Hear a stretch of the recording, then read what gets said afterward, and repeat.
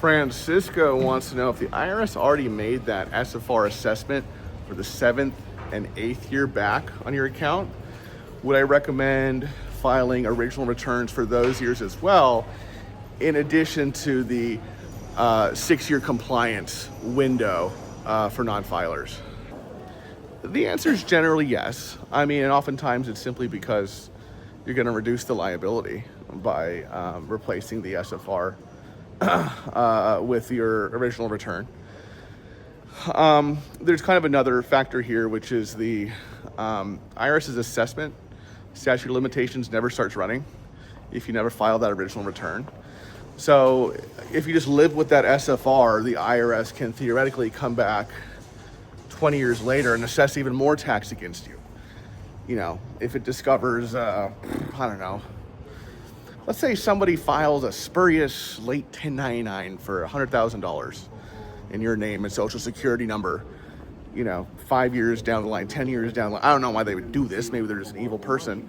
You know, then the IRS could theoretically go back, even after you've thought those years were dead and gone, could then go back and assess more tax against you, okay?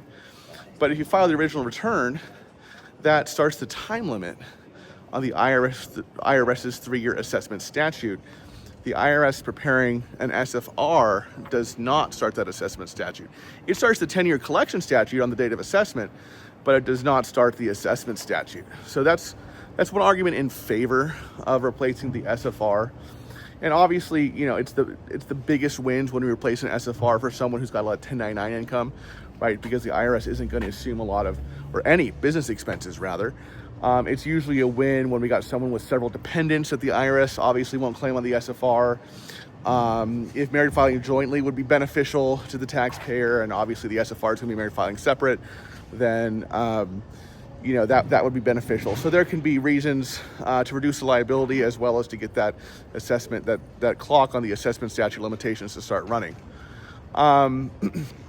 So in general, Francisco, yes, I would say that is a good strategy, and it's typically what we will do for clients. Now, the problem is, I know this isn't your question, is when it's beyond the 7th or 8th year. Like let's say it's a year 11 years back, but the assessment wasn't made until, like, let's say 6 years ago.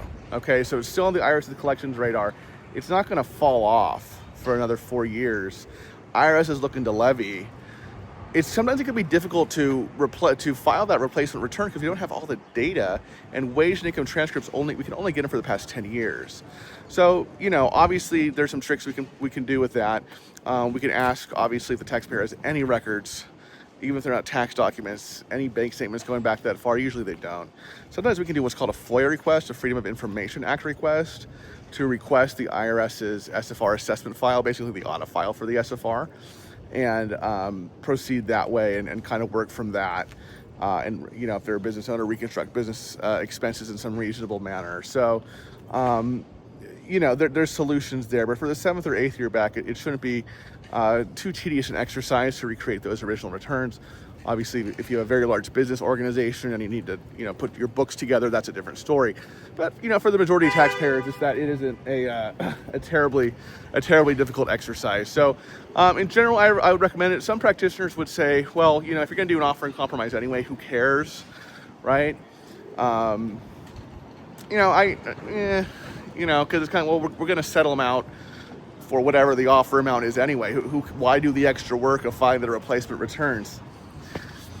It's just the boogeyman of the assessment statute never starting to run, which kind of gets me on that. I mean, we explain this stuff to our clients and we let them make that determination.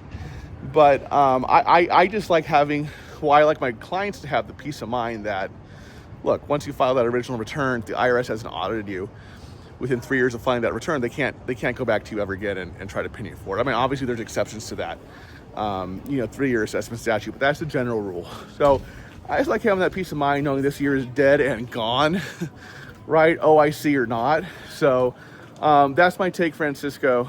It's a good question. Folks, I have other videos on the IRS's nasty SFR that is a substitute for return process.